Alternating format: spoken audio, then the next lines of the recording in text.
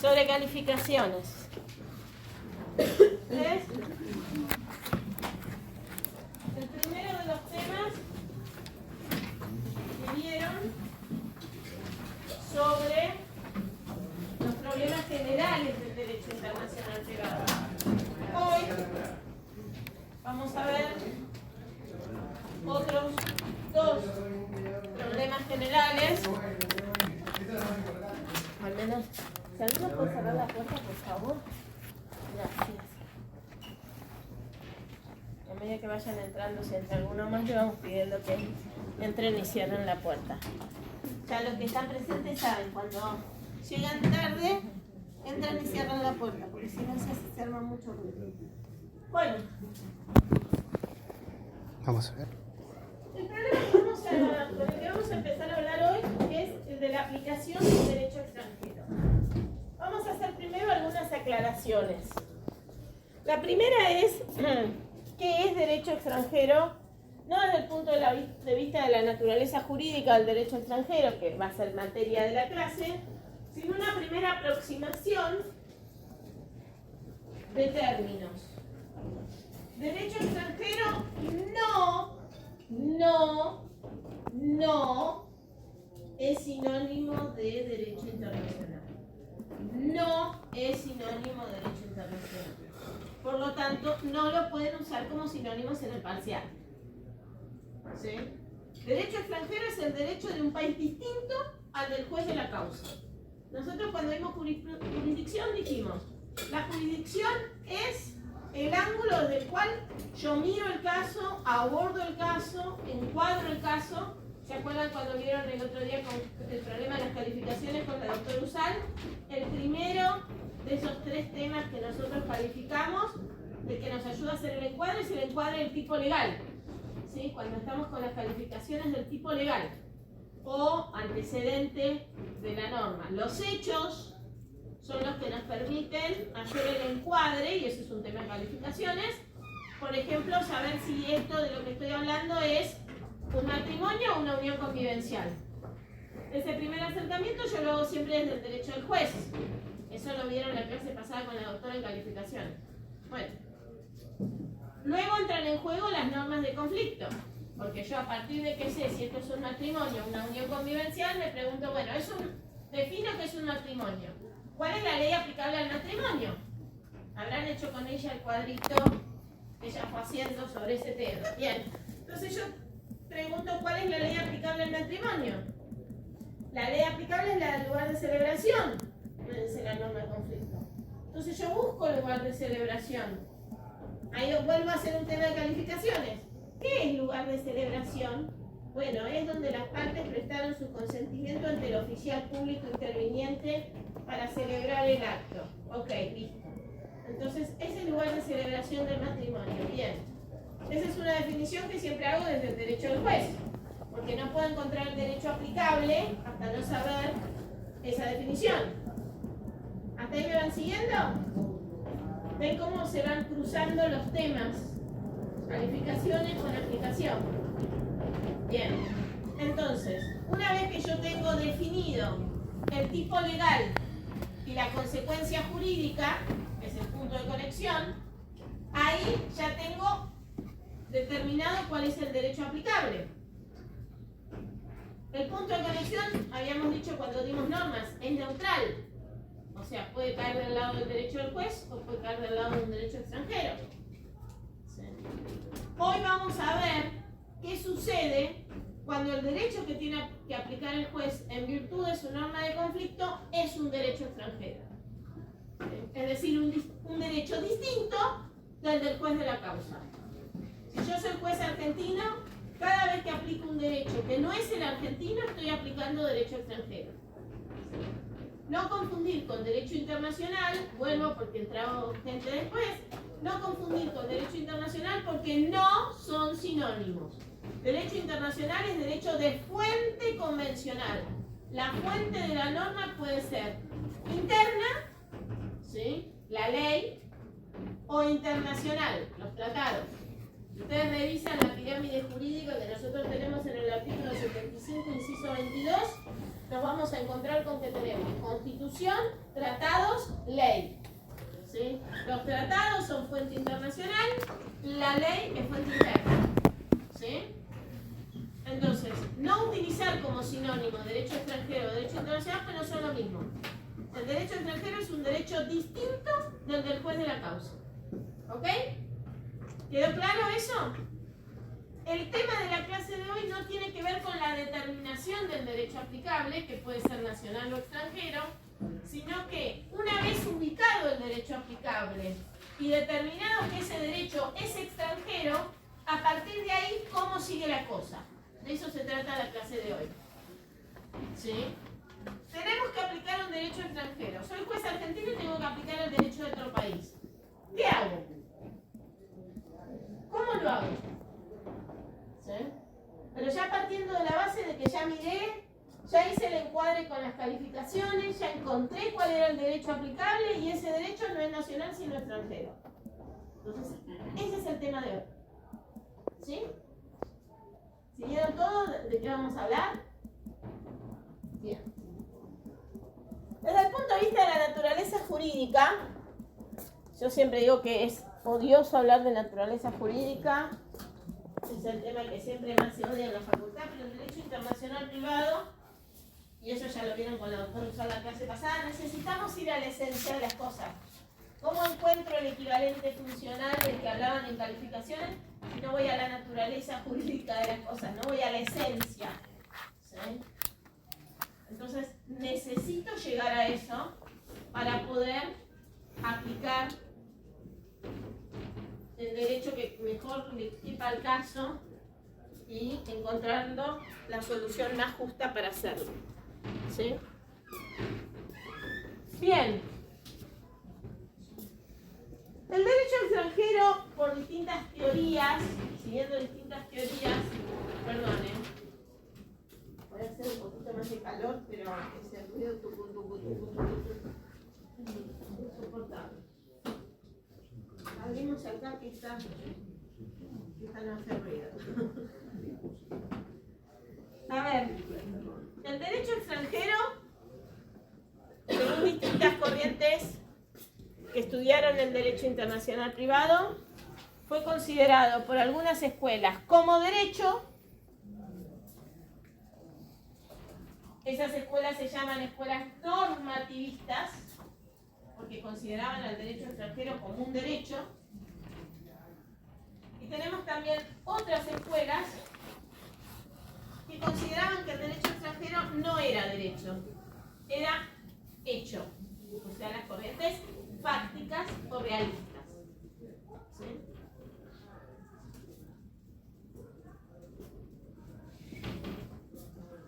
¿Cómo se llaman eso?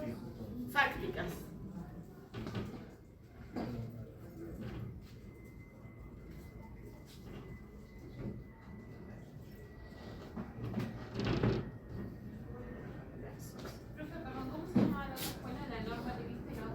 Normativistas y escuelas fácticas. Las normativistas son las que consideran que el derecho extranjero es derecho. Dentro de esas corrientes encontramos la escuela de Savigny, que considera que el derecho extranjero es derecho y es extranjero. Pero, obvio, si es derecho extranjero, es derecho y es extranjero. Bueno, no, tiene que ver con que para Savigny el derecho extranjero es derecho igual que el nacional. O sea, tiene las características que tiene el derecho nacional. ¿Cuáles son las características que tiene el derecho nacional? La norma jurídica es conocida por todos y es obligatoria. Yo no puedo invocar que no conozco la norma y por eso no la cumplí. Me sancionan igual. ¿Sí? Entonces, la norma jurídica tiene estas dos características. Volvemos a teoría general del derecho. Savigny dice, el derecho extranjero es igual que el nacional en cuanto a su naturaleza jurídica. Es derecho, por lo tanto su aplicación es obligatoria. ¿Cómo se aplica el derecho? Derecho procesal ahora. ¿Cómo se aplica el derecho?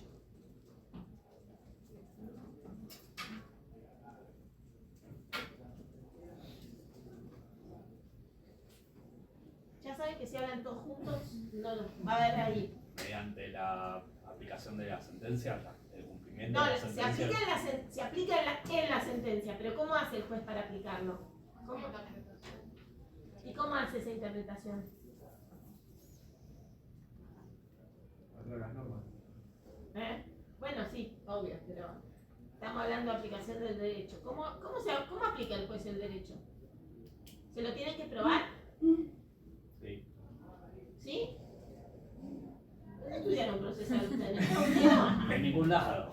Evidentemente, yo sé si el Pero profesor de procesal no es culpa estaría- nuestra, sino como... el profesor de procesal pasaría por acá, se deprimiría bastante. De oficio. ¿Nunca estudiaron el principio iura novit curia? ¿El juez conoce el derecho? Ah, sí. Mentira, digámoslo, esta facultad no enseña a procesar.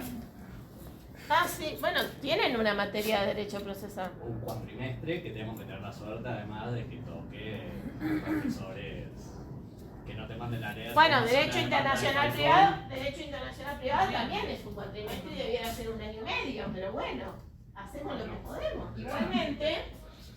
Igualmente, a ver, este principio iura novit curia, bueno, si no lo aprenden ahora, nunca es tarde cuando la dicha es buena. A ver, el principio iura novit curia significa el juez conoce el derecho, entonces yo no se lo tengo que probar. A ver, si la norma jurídica se reputa conocida por todos, ¿cómo no la va a conocer el juez? La aplica de manera directa, la aplica de oficio. ¿Sí?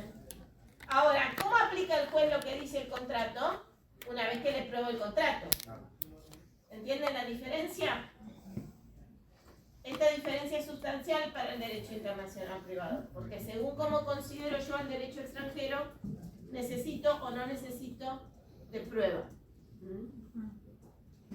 La corriente de Savigny es la corriente de la extranjería, ¿sí? Porque considera que el derecho extranjero es derecho y es extranjero. Que es extranjero significa que si bien es derecho y por lo tanto se reputa conocido por todos, es de aplicación obligatoria y el juez lo va a aplicar de oficio,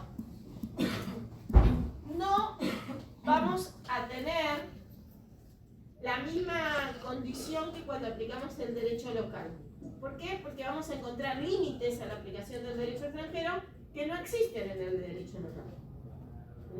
Ya vamos a ver los límites cuando veamos límites a la aplicación del derecho extranjero dentro de 2 clases.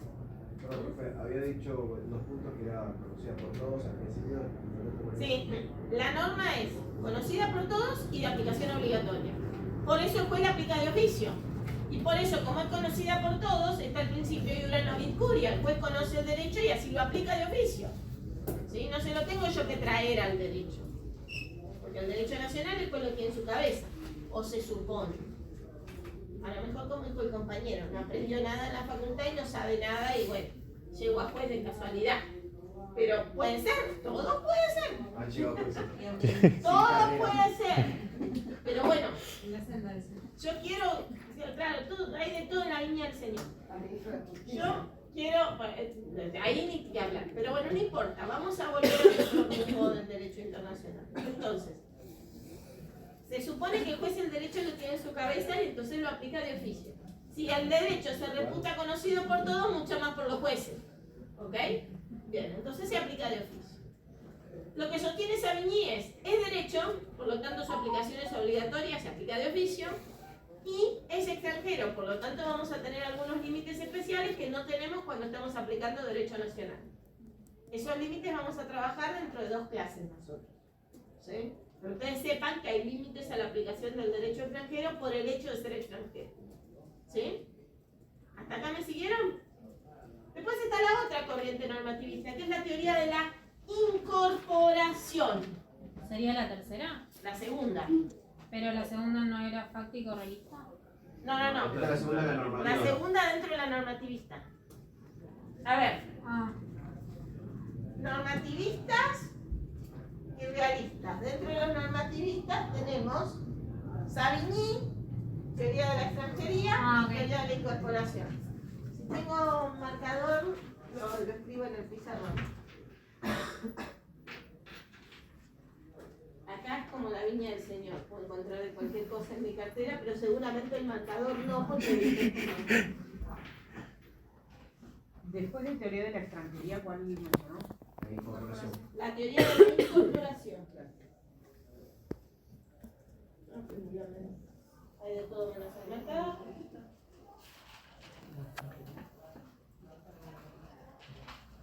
Se señala a mí porque seguro no se sacó para algo. A ver si se salva, si está por acá en el fondo. No. Ya está. No buscamos más, no podemos más. Ahí, que son las cintas claritas, seguro. No, No se busca.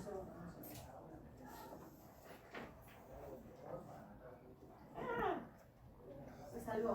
Lo que pasa es que ahora, en la economía universitaria, vieron que estamos un poco en crisis. parece una fibra. El marcador ha perdido tamaño, entonces ahora es mini marcador. Perdón. Entonces tenemos como teoría normativista,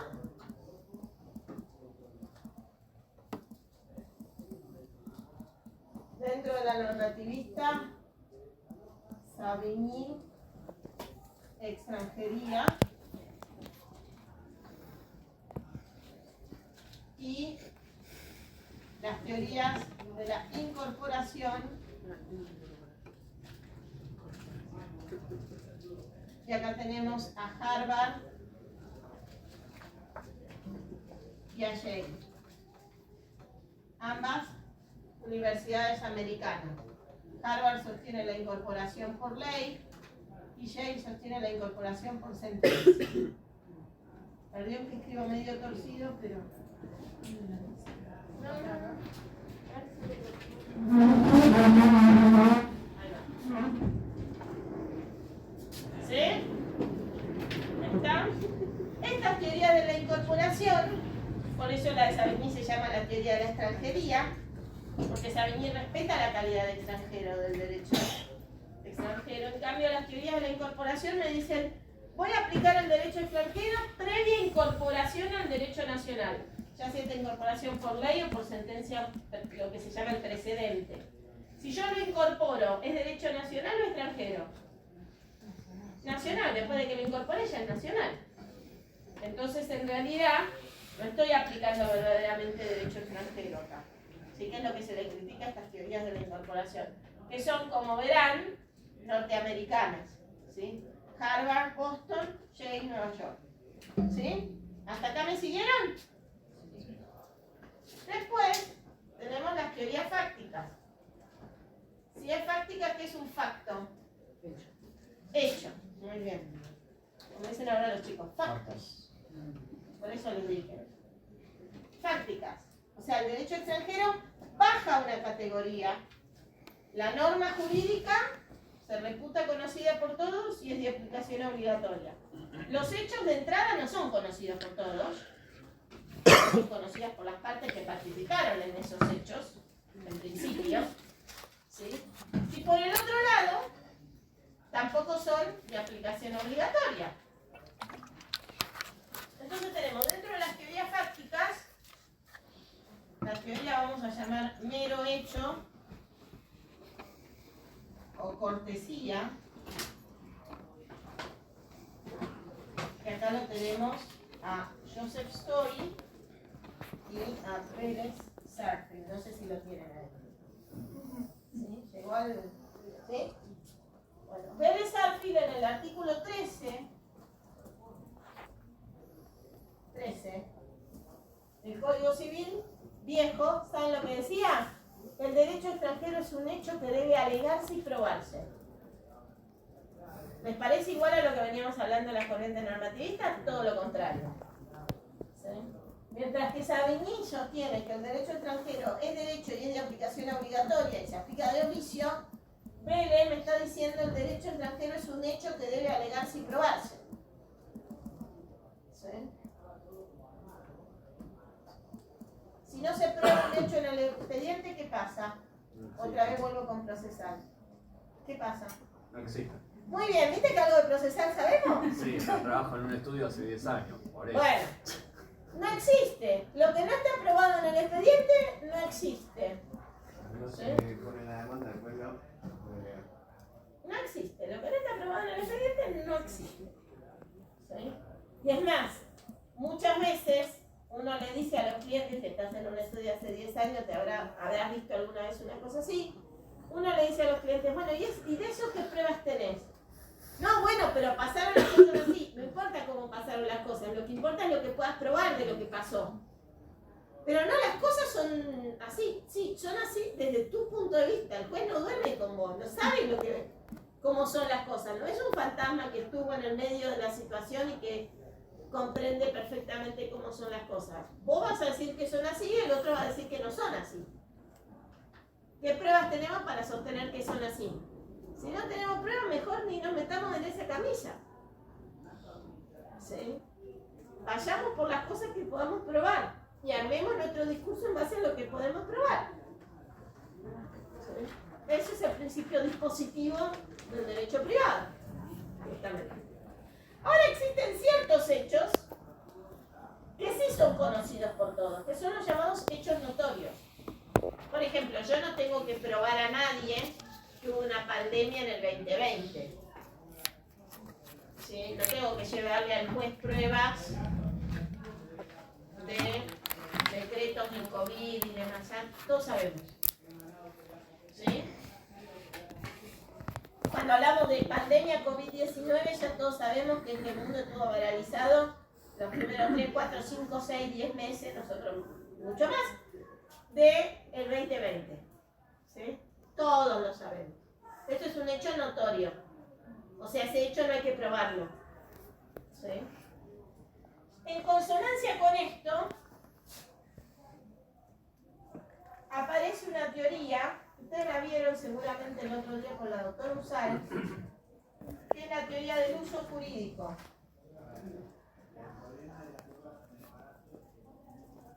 ¿Sí? ¿Qué dice mero hecho? Hecho notorio. No, pero arriba, o sea, en la misma hilera. Stories a niveles artísticos. Joseph Story, fuente y código de ley. Esto dentro de la fáctica, ¿no? ¿Sí? Fáctico. Ah, gracias. ¿Sí? Bueno. La corriente del uso jurídico, que muchos enrolamos dentro de las corrientes fácticas, algunos sostienen que no, que en realidad no es una corriente fáctica, sino que es una versión basada más en los precedentes. ¿Se acuerdan ustedes que vieron con la doctora seguramente el caso que originó en materia de calificaciones, la cuestión de la teoría de la probabilidad de la sentencia extranjera? El caso donde un juez inglés tuvo que aplicar derecho belga y dijo por primera vez, bueno, yo tengo que hacerlo como lo haría un juez belga. ¿Se acuerdan ahora? Bueno. Ese es el antecedente de lo que es nuestra teoría del uso jurídico. Y digo nuestra teoría del uso jurídico porque la teoría del uso jurídico fue traída al derecho latinoamericano por Werner Goldschmidt, profesor de Derecho Internacional Privado de esta facultad. No era argentino de nacionalidad, pero sí era argentino como profesor porque enseñaba acá. ¿Sí? Goldschmidt lleva la teoría del uso jurídico a la CIDIC 2 en materia de normas generales y por lo tanto la Convención Interamericana 2 de Normas Generales trata el tema de la aplicación del derecho extranjero siguiendo la teoría del uso jurídico. ¿Qué dice esta teoría del uso jurídico? Lo que dijo ese juez inglés cuando quería aplicar el derecho belga.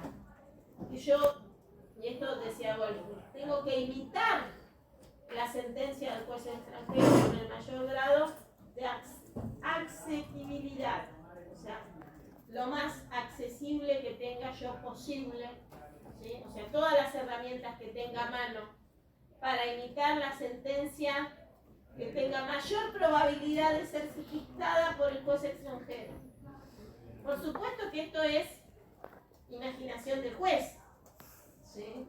O sea, el juez, a partir del análisis de las fuentes, ¿sí?, va a aplicar el derecho extranjero como él imagina que lo haría un juez para quien ese derecho es propio. yo estoy aplicando, yo soy juez argentino, pero estoy aplicando el derecho francés, no lo hago a la Argentina. Por eso quedan descalificadas las calificaciones de Exori, salvo para el punto de conexión.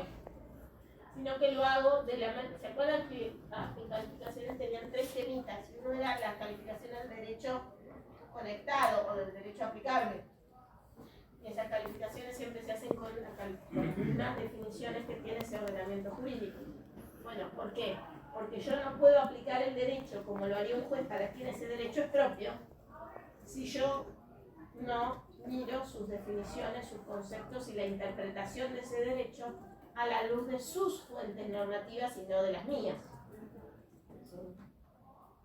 En materia de calificaciones, cuando yo estoy usando la teoría de la Lex Fori, es decir, estoy usando el derecho del juez para calificar, es como cuando yo hago una receta de cocina y como no me puedo ir a comprar la cúrcuma a Marruecos, ¿sí? Me compro la cúrcuma en el barrio chino. Nese paga menos. No es lo mismo.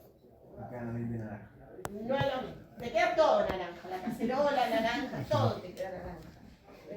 No te manches la ropa porque te queda recontra naranja que no se sale más el naranja. ¿Sí? Bueno. En cambio, si lo haces con la cúrcuma, el cardamomo, qué sé yo, que se traen ardalepes de Marruecos, tiene otro sabor. Bueno. Lo mismo pasa con las calificaciones. Cuando yo interpreto calificaciones Lex Fori, cuando yo aplico el derecho extranjero desde mi visión y desde mi lugar y tomando mis definiciones y mis conceptos, lo termino argentinizando en cierta medida, ¿sí? Yo digo siempre que es como que me pongo unos lentes de colores, entonces veo todo teñido de ese color. ¿Sí? Esto es lo que castiga Goldschmidt con la teoría del uso jurídico. Goldschmidt dice, vos tenés que aplicar el derecho extranjero como lo haría el juez al que ese derecho pertenece. No a tu manera y desde tu lugar, sino trasladándote a la mente del juez de ese país. ¿Cómo resolvería el juez de ese país este caso aplicando su derecho? Esa es la teoría del uso jurídico. ¿Se entendió? ¿Sí? Esta teoría es muy importante entenderla porque está en la CIDIC 2 de normas generales y está en el artículo 2595 del Código Civil que ahora vamos a leer. ¿Sí? 2595 del Código Civil que ahora vamos a leer.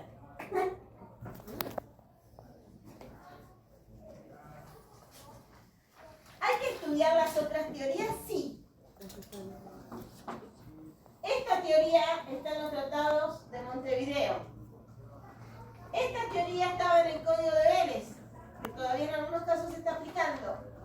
¿Sí? Y esta está en la CIDIP, en la Convención Interamericana y en el Código Civil actual. Entonces, todas estas clasificaciones de teorías no son en abstracto. Cada una tiene una fuente normativa argentina que la sustenta. Así de coherentes somos.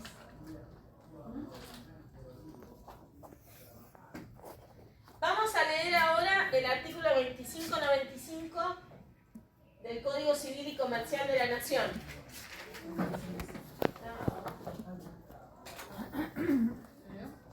Por favor. Aplicaciones de derecho extranjero cuando un derecho extranjero resulta aplicable. Fíjense cómo empieza. Cuando un derecho extranjero resulta aplicable. O sea que yo acá ya doy por válido, o sea, ya parto de un punto donde yo ya hice el encuadre del caso, ya encontré la norma de conflicto, ya califiqué el punto de conexión y encontré que el derecho aplicable es extranjero.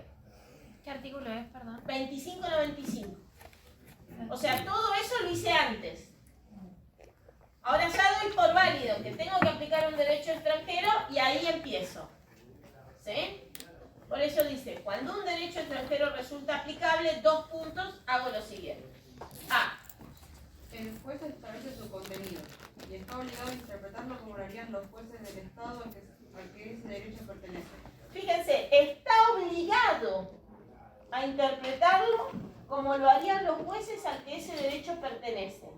O sea, el juez está obligado a aplicar el derecho extranjero como si fuera un juez del país cuyo derecho resulta aplicable. ¿Sí? Bien, sigamos, por favor. Sin perjuicio de que las partes puedan alegar y probar la existencia de la ley invocada. Si el contenido del Perdón, ahí. Sin perjuicio de que las partes puedan invocar. alegar A ver, ¿qué significa esto? ¿Se aplica de oficio o con prueba? Como decía Vélez Arce. Yo entiendo que en principio por oficio. No, pero por las partes oficio no, pueden- de oficio. De oficio, perdón. Y después las partes pueden pedir que, o sea, probar que no es así. Pero un inicio sería de oficio, ¿no? Ajá. Bien. ¿Alguien tiene alguna otra idea para tirar?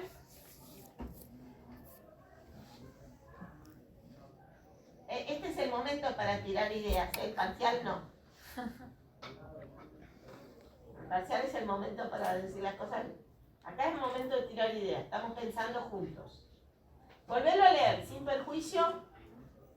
Volver a leer desde que empieza el A. El juez establece su contenido y está obligado a interpretarlo como lo harían los jueces del Estado a que ese derecho pertenece, sin perjuicio de que las partes puedan alegar y probar la existencia de la ley invocada. Hasta ahí. ¿Es de oficio o es con prueba? Con prueba. ¿Por qué? A mí son las dos. Bueno, a ver, vamos, ella dijo con prueba, después vamos por ahí. Hay alguien que medio tímido que dice de oficio y no lo veo. No sé quién es. Y va a hablar y después vamos por qué las dos. ¿Sí? A ver. Acá dice sin perjuicio, o sea, más allá de que las partes puedan alegar y probar la existencia de lo que establece la ley en su país. Y empieza diciendo el juez establece su contenido y está obligado, Y entonces, que tiene que actuar de oficio. o sea que vos no pensás como ella. No sé qué dijo. Ella dijo con prueba. O dijiste de oficio. No, creo que la prueba es posterior, se producirá prueba. O sea, vos estás con ella. Sí. Sí, vos podés ofrecer pruebas para cuestionar lo que el juez estableció como contenido. A lo sumo, sí. Yo interpreto que el juez está obligado a interpretar lo poner los jueces, pero que más allá de que está obligado, las partes pueden venir y probar su... O sea, para vos la prueba sería facultativa. Claro, pueden hacerlo.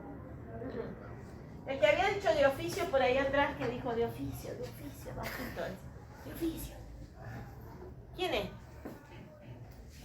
Vamos, ¿vos? ¿Quién es? Alguien por acá atrás, un varón, dijo, de oficio, de oficio. Para vos de oficio también. ¿Y por qué es de oficio también? No, vos no lo dijiste porque vos sos mujer y yo dije un varón porque escuché voz de varón. Pero es medio de oficio. Porque Dale. está interpretando la norma del país mismo.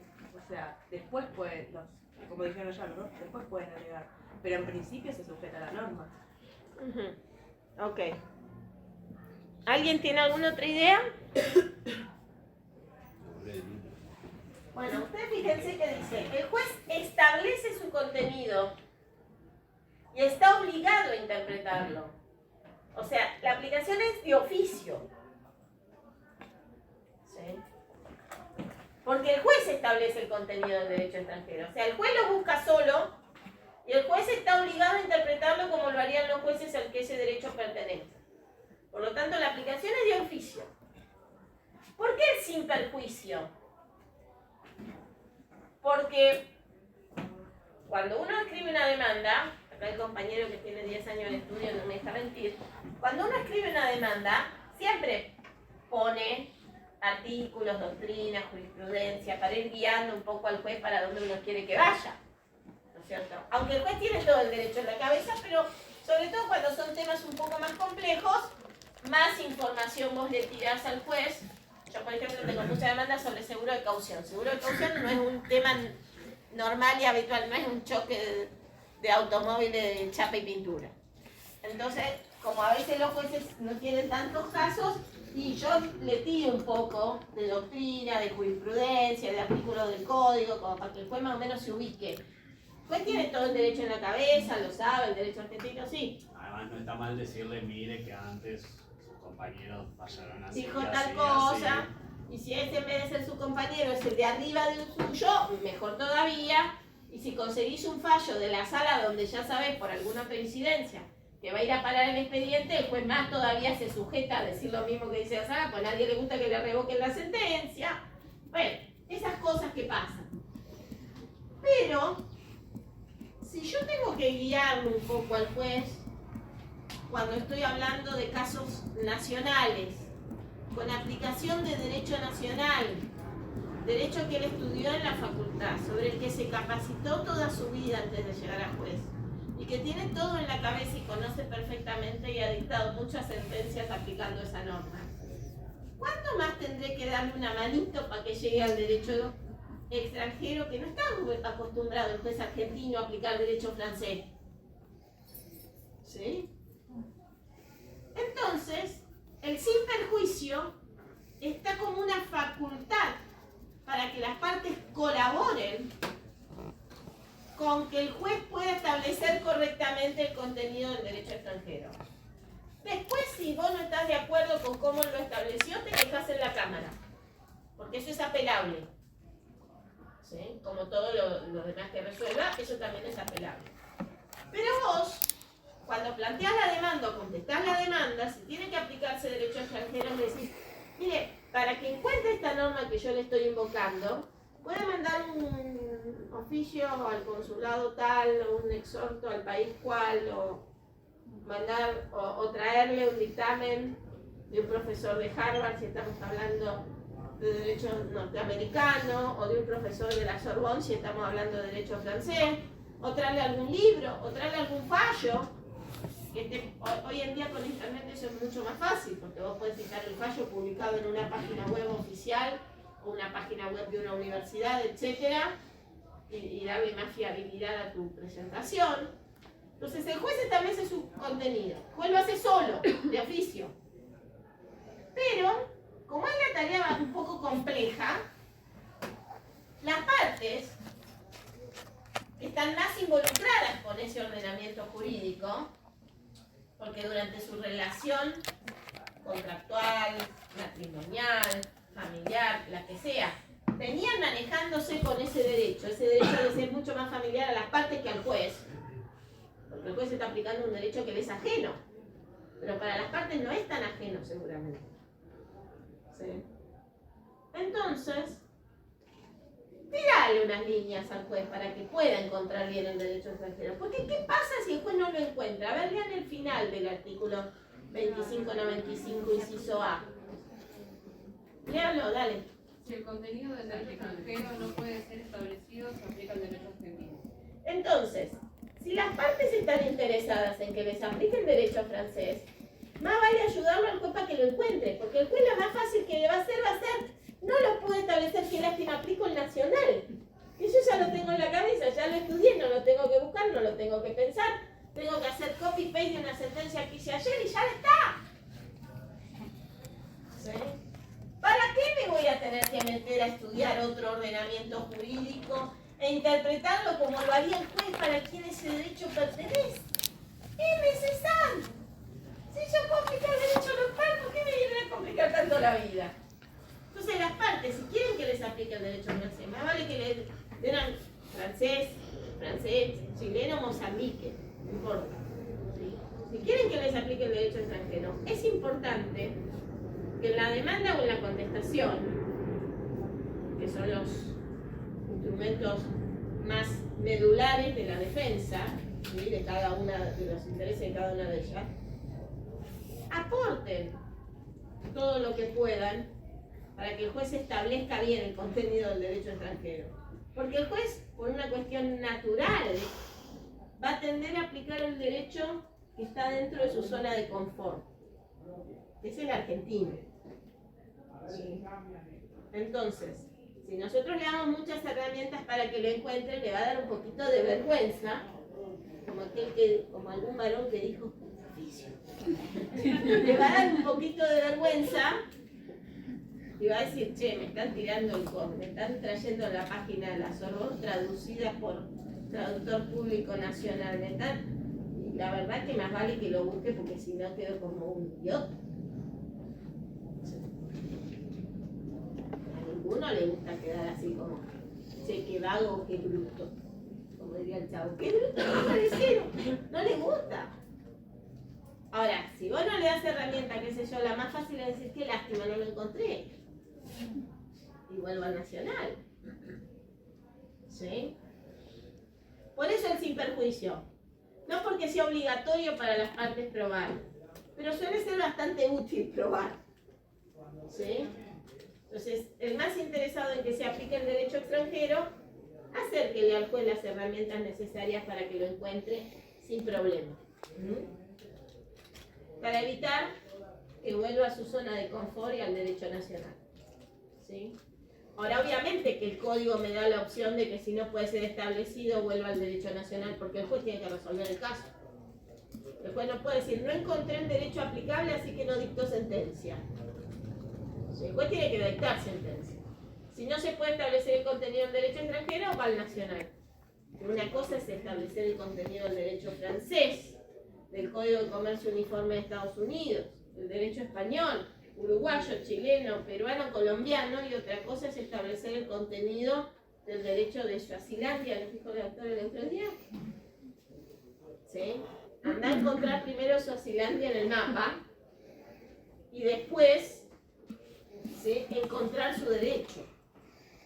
Entonces a veces se complica un poco más y entonces tenemos una vía de escape. Bueno, si no, resuelva con derecho local. Ahora, insisto, como esto es la zona de confort del derecho nacional, si vos querés que te apliquen el derecho extranjero, ayuda. Para eso está el sin perjuicio. Las partes tienen abierta la vía para colaborar con el juez a encontrar el contenido del derecho extranjero. ¿Sí? Vamos al inciso B. Si existen varios sistemas jurídicos covigentes con competencia territorial o personal, o se suceden diferentes ordenamientos legales, el derecho aplicable se determina por las reglas en vigor dentro del estado al que ese derecho pertenece. Y, en efecto de tales reglas, por el sistema jurídico en disputa, que presente los vínculos más estrechos con la relación jurídica de que se trate. Bien, acá tenemos, ¿cuál era nuestra regla? Tenemos que aplicar el derecho como lo haría un juez para el que ese derecho pertenece. ¿Sí? Y si yo tengo que aplicarlo así, tengo que aplicarlo como lo haría un juez para el quien ese derecho es propio, ¿sí?, el que ese derecho le pertenece. ¿Cómo tengo que manejarme cuando hay alguna clase de conflicto normativo, ya sea por sucesión de normas o cuando hay derechos covigentes? Es decir, por ejemplo, que se puede llegar a superponer, tengo que aplicar una norma provincial o una norma de carácter federal, supongamos. ¿Sí? ¿Cuál de las dos aplico? ¿Cómo las coordino, las compatibilizo? ¿O cuál descarta cuál? ¿Sí? Bueno, nosotros, por ejemplo, cuando cambió el código, el código nuevo trajo un artículo 7, del cual en los primeros años del código se hablaba un montón.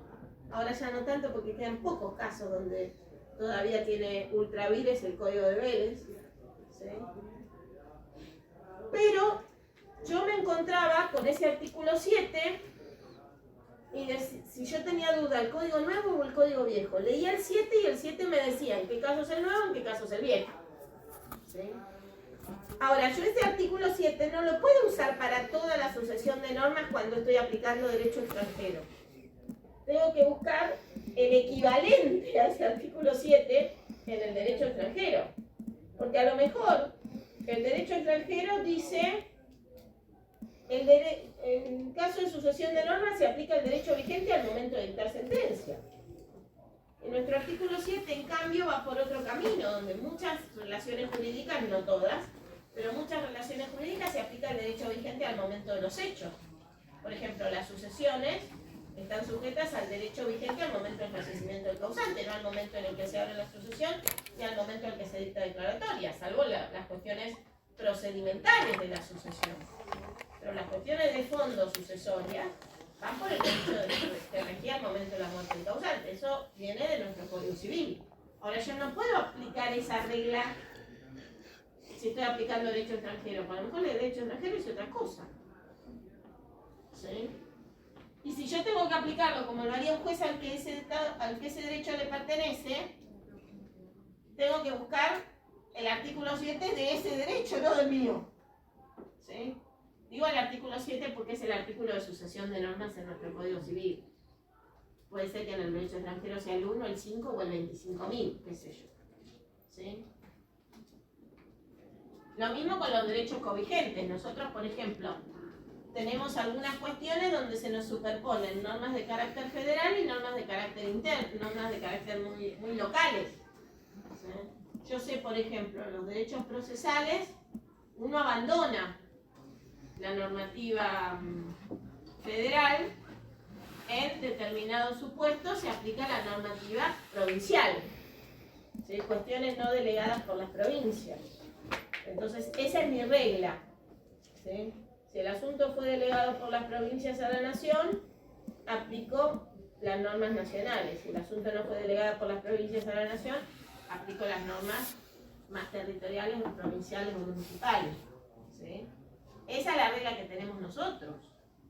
No necesariamente es la regla que tienen los otros ordenamientos jurídicos. Entonces yo tengo que buscar con qué criterio los otros ordenamientos jurídicos resuelven estos casos de covigencia. ¿Sí? ¿Hasta acá alguna duda? ¿Preguntas? ¿Vamos bien? Bueno, leamos el inciso C, que es el caso donde aplico varios derechos al mismo tiempo. Si diversos derechos son aplicables a diferentes aspectos de una misma situación jurídica o a diversas relaciones jurídicas comprendidas en un mismo campo, esos derechos deben ser armonizados, procurando realizar las adaptaciones necesarias para respetar las finalidades perseguidas por cada uno de ellos. Bien. Puede ser que yo tenga, ¿se acuerdan cuando vimos normas? Que vimos puntos de conexión y vimos que había normas, puntos de conexión acumulativos. Puede ser que yo tenga normas con puntos de conexión acumulativo y entonces tengo que aplicar dos derechos al mismo tiempo. O puede ser que yo tenga un caso que tiene distintos aspectos sujetos a distintos derechos. Por ejemplo, el caso de el matrimonio, la disolución del vínculo se rige por la ley del último domicilio conyugal, pero el régimen patrimonial del matrimonio por la ley del primer domicilio conyugal. Entonces, si yo estoy disolviendo la sociedad conyugal, tengo que ver si las cuestiones, los institutos que yo quiero aplicar, por ejemplo, compensación económica, régimen patrimonial del matrimonio, o es disolución del vínculo. ¿Sí? Y puede ser que además, ese es un problema, por ejemplo, de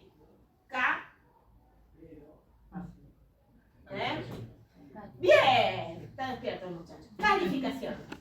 Saber si la compensación económica es un tema de régimen patrimonial del matrimonio o es un tema de divorcio es un problema de calificación.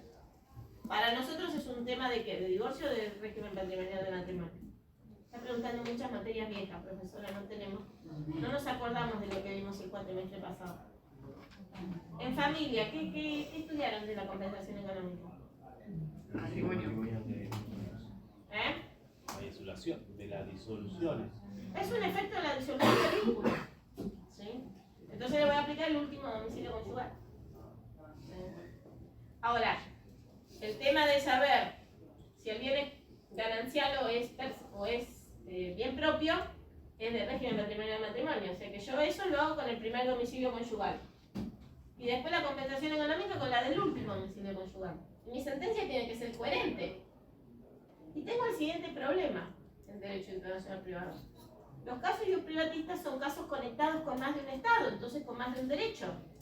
Pero los derechos de cada Estado tienen cierta coherencia interna. Cierta coherencia interna.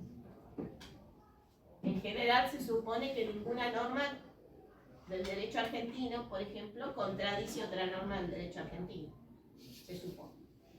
A veces no pasa, pero ponele. Tiene cohesión interna. Ahora, el derecho argentino no fue pensado para actuar en conjunto con el derecho francés, o con el derecho español, o con el derecho norteamericano. ¿Sí?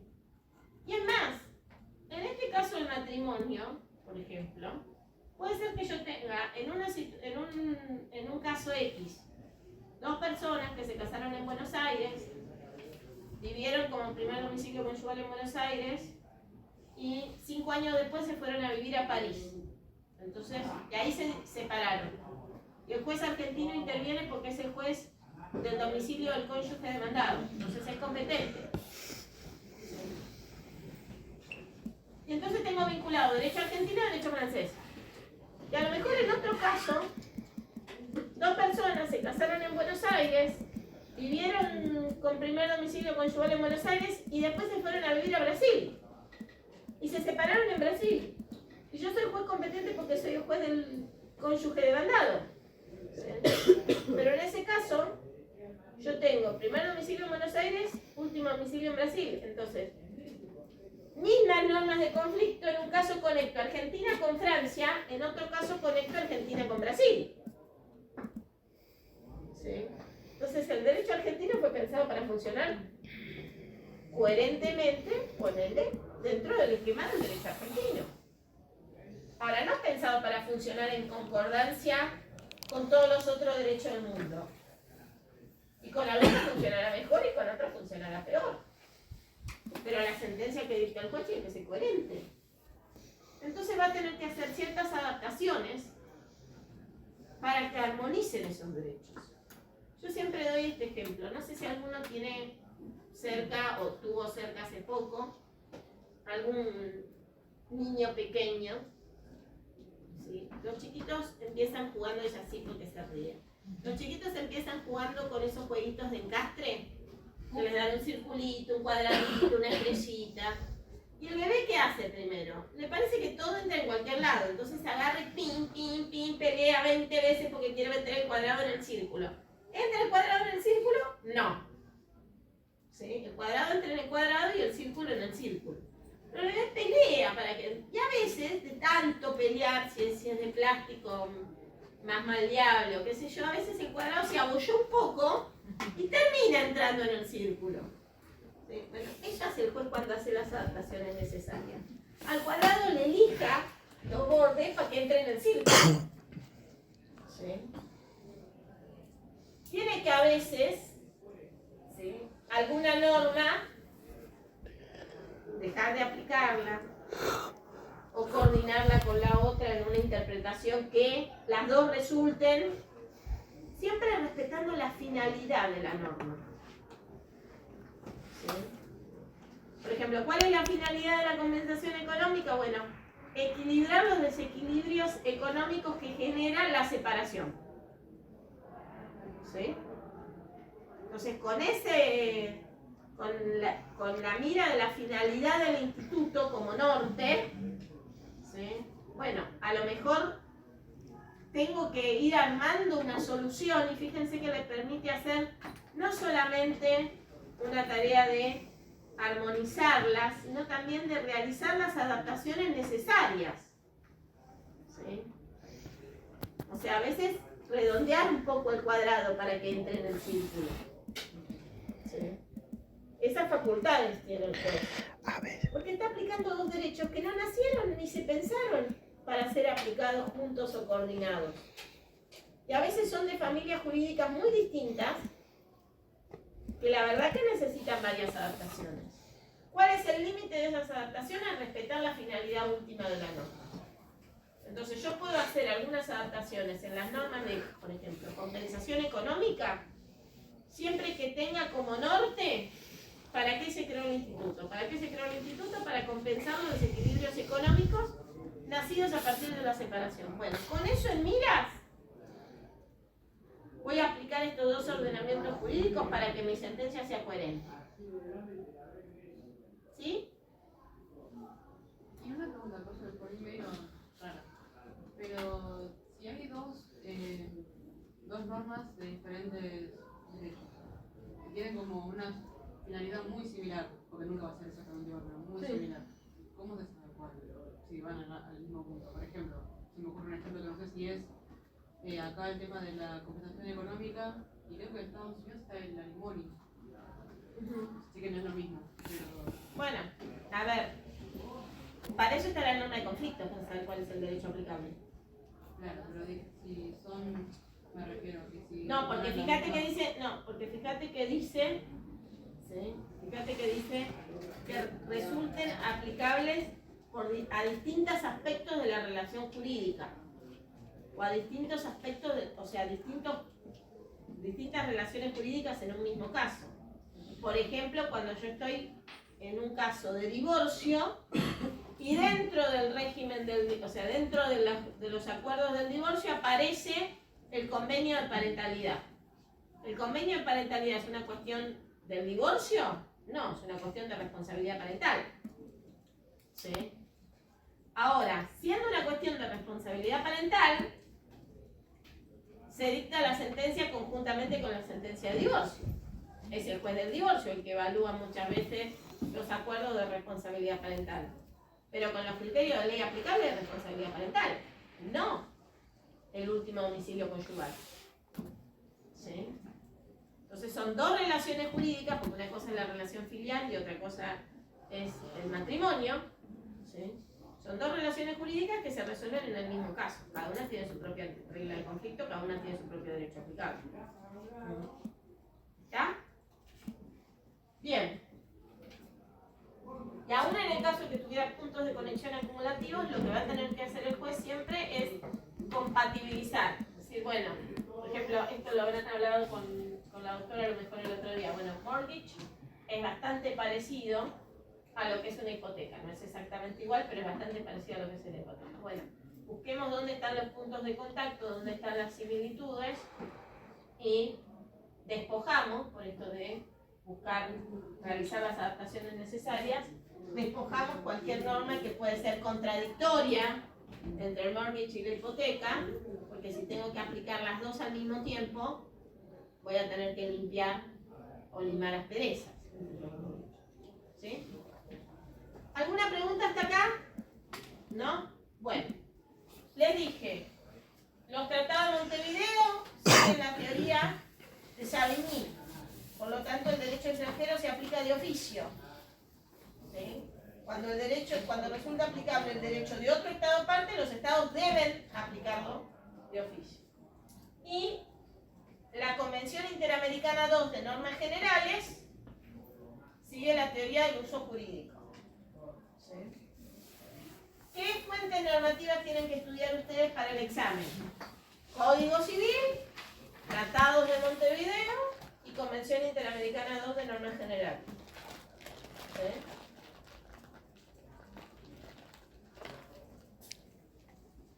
CIDIP, ¿no? Sí, la Convención Interamericana es la CIDIP. Bueno, ahora vamos a pasar a otro tema íntimamente vinculado con la aplicación del derecho extranjero, que es el tema del reenvío. No llego a todo, pero bueno, voy a terminar con el problema del reenvío. Reenvío. ¿Sí? Nosotros dijimos que cuando un derecho extranjero resulta aplicable, ¿cómo tiene que aplicarlo el juez? Como lo harían. Como lo haría el juez extranjero al que ese derecho pertenece. ¿Sí? Eso nos lleva también a que sea de oficio, porque el juez aplicaría su derecho de oficio. Pero la regla de oro es aplicar el derecho extranjero como lo haría el juez al que ese derecho pertenece. ¿Sí? Si es derecho francés, lo tengo que aplicar como si fuera un juez francés. ¿Sí? Bien. ¿Qué es lo primero que hace un juez cuando recibe un caso de un privatista multinacional? ¿Qué es lo primero que va a mirar? Un poco de la clase pasada.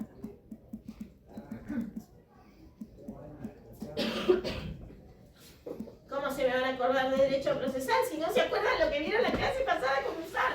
De calificación. Por eso, pero ¿qué es lo primero que hace un juez cuando recibe un caso de un privatista? La calificación. calificación. ¿Qué derecho va a aplicar según lo...? Ahí está. ¿Qué derecho va a aplicar? ¿Sí? Lo primero que hace es el encuadre del caso. Y buscar qué derecho va a aplicar. ¿Sí? ¿Con qué normas encuentra qué derecho tiene que aplicar?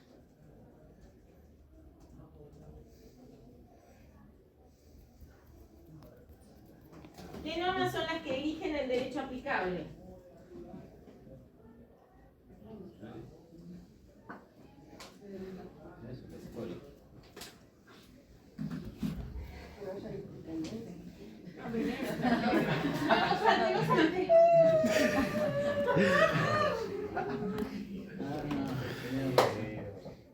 Las normas de derecho internacional privado, chicos, las normas de conflicto. ¿Qué estamos haciendo acá? Cocina. Parece. Sabemos que la cúrcuma no la podemos comprar en un lado. Bueno. El juez, cuando recibe un caso, lo primero que hace es realizar, menos mal que yo no di calificaciones, culpas de la titular. Pobre doctor Usando, no me digas más porque se iba a morir. Bueno, a ver. El juez lo primero que hace, recibe el caso, hace el encuadre, ¿sí? Para eso analiza los hechos, el tipo legal, hace el encuadre, el ensanchamiento de las categorías con todos los derechos conectados, hasta llegar a la determinación del derecho aplicable. Para determinar el derecho aplicable, después de que hizo el encuadre, sabe qué norma de conflicto tiene que usar, utiliza esa norma de conflicto, llega al derecho aplicable. ¿Sí? Eso es lo primero que hace un juez cuando recibe un caso de privatista multinacional. Después ve si ese derecho es extranjero, todo lo que dijimos recién. ¿Sí? La regla, si ese derecho es extranjero, es aplicarlo como lo haría un juez para quien ese derecho es propio. Ahora bien, si yo tengo que aplicar el derecho extranjero y lo tengo que hacer como lo haría el juez extranjero para quien ese derecho es propio, ¿qué es lo primero que haría ese juez extranjero? Si es competente. Es competente. O sea, estamos hablando de derecho aplicable acá, no de jurisdicción. ¿Qué es lo primero que haría con el caso ese juez extranjero? No. ¿Qué dijimos recién que hace un juez cuando recibe un caso de un privatista multinacional? Sí. Eso hace. Si el juez extranjero recibiera ese caso internacional, lo primero que haría es mirar su derecho internacional privado. Hacer el encuadre del caso, mirar el derecho internacional privado y ver qué derecho resulta aplicable. Que es lo mismo que hice yo. ¿Sí? Entonces, si resulta aplicable un derecho extranjero, yo tengo que imitar lo que haría él. ¿Qué es lo que haría él? Mirar su derecho internacional privado. Entonces, ¿qué es lo primero que tengo que hacer yo cuando voy al derecho extranjero? Bien, ver su derecho internacional privado. Aclaro como primera cosa algo que dijo acá la compañera y me gustó lo que dijiste vos de competencia porque me ayuda a aclarar esto. El problema del reenvío es un problema de derecho aplicable. El juez no se mueve jamás de su escritorio y el expediente para leer lamentablemente tampoco. El juez lo quisiera tirar por la ventana del expediente, pero no puede. Es competente y lo tiene que resolver. ¿Sí? Eso es paso, ya está. Es competente, así que tiene que encontrar el derecho aplicable y tiene que resolver el caso. Por su norma de conflicto, la del juez se dio cuenta que tiene que aplicar un derecho extranjero.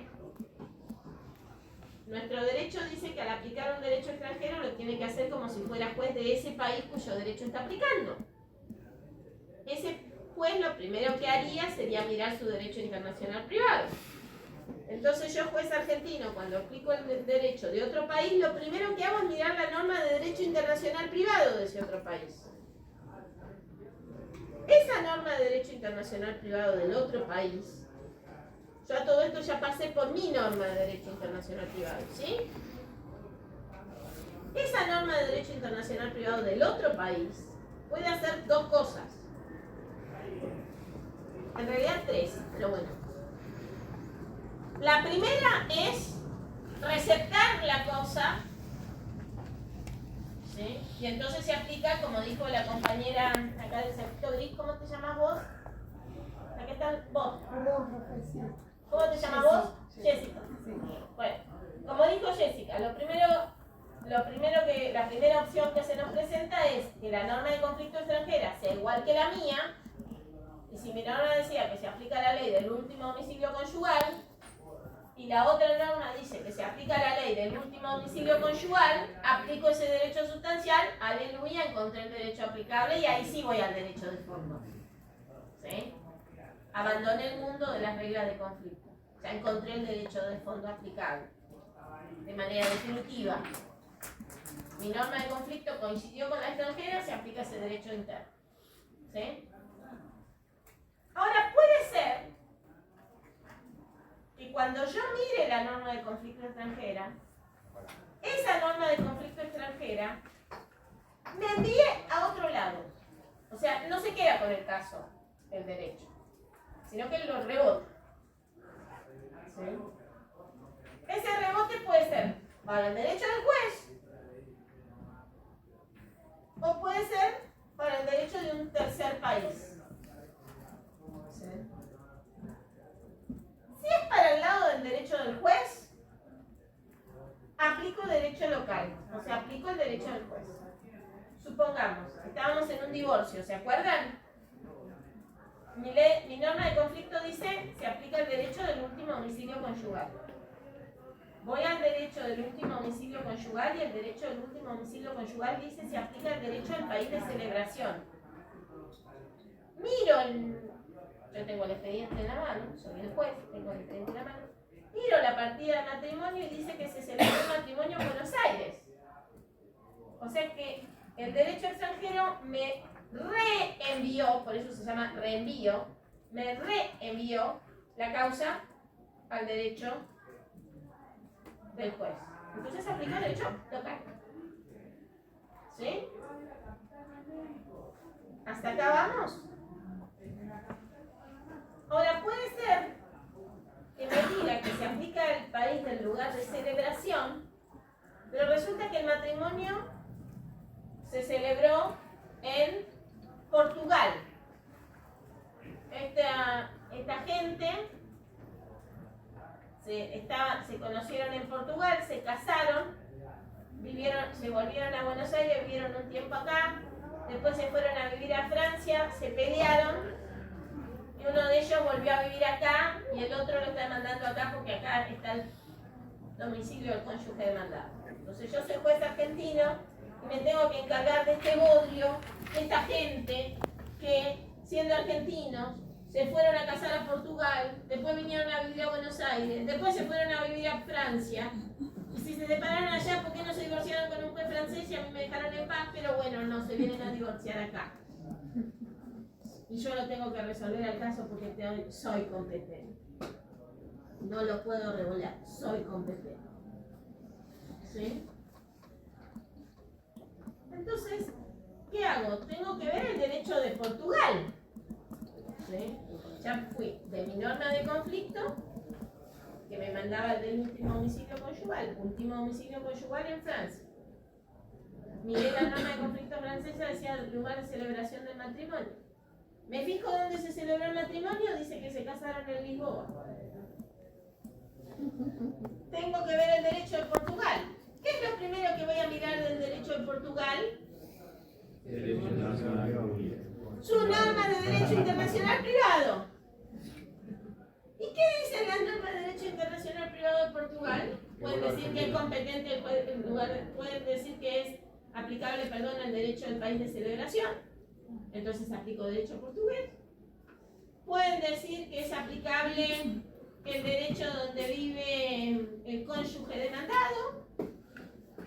Entonces aplicaría derecho del juez. O puede decir que es aplicable el derecho del lugar de situación de los bienes. Y resulta que este matrimonio tenía los bienes en España. Seguimos. No. Entonces, ¿qué tengo que hacer? Dedicas a otra cosa. Ir al derecho español. No, España no va. El juez le encantaría ir a España, pero no, va al derecho español. El juez no se movió de la ciudad de Buenos Aires, de su despacho, con el expediente en la mano y ya pasó por 3 derechos distintos. Y entonces, imagínense cómo se hacía esto cuando no existía Google y había que ir a buscar los derechos por los consulados. Bueno, entonces, el juez encuentra que el derecho de Portugal lo manda al lugar de situación de los bienes. Por suerte tiene todos los bienes en España, así que ahí vamos. Y el derecho español, por fortuna dice también que se aplica la ley del lugar de situación de los bienes, encontré el derecho aplicable. Cada vez que voy sumando otro estado en mi cadena, voy pasando un grado de reenvío. O sea, cuando el reenvío rebota para el derecho del juez, se llama reenvío de primer grado. Cuando rebota hacia el derecho de un tercer estado, se llama reenvío de segundo grado.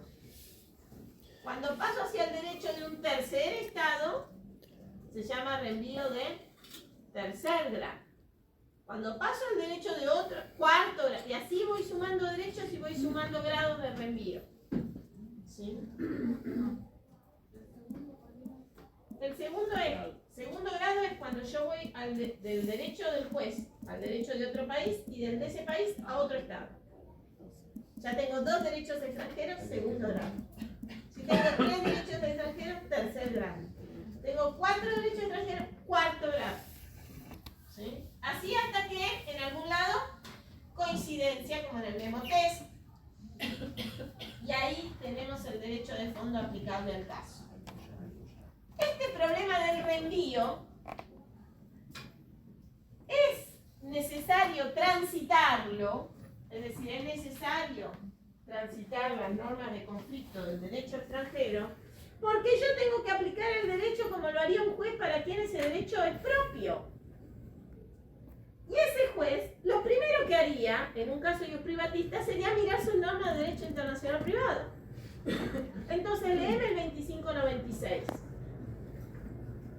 Rendido.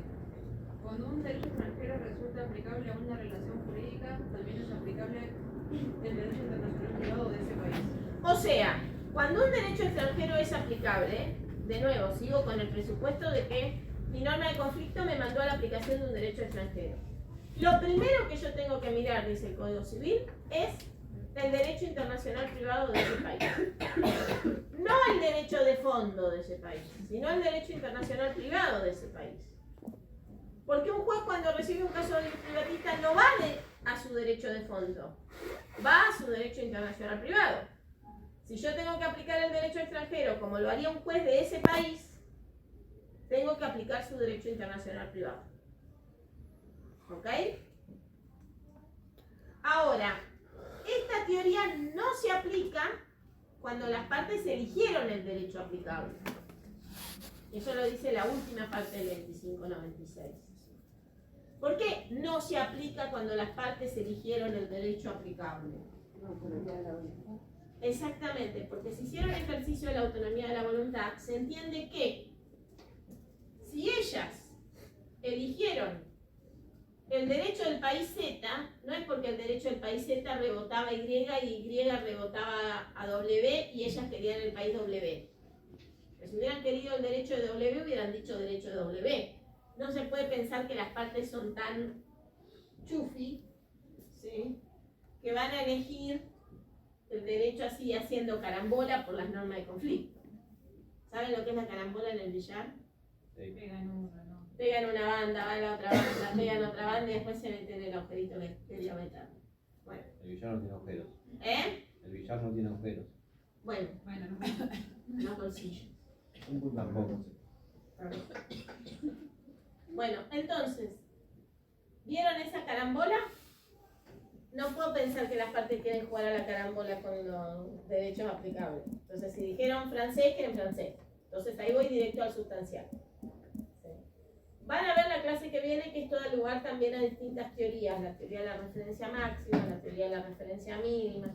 Yo les voy a subir, porque ustedes todavía en un fin de semana Ustedes necesitan mucha lectura de Derecho Internacional Privado. Si no, el examen va a ser muy complicado. ¿Sí? No porque va a ser difícil el examen, va a ser difícil la respuesta. Les voy a subir material para que lean, pero vamos a explicar las teorías de la referencia máxima y de la referencia mínima y el caso que da origen al problema del reenvío la clase que viene. ¿Sí? Porque ya estamos muy sobre la hora y tenemos que pasar lista todavía.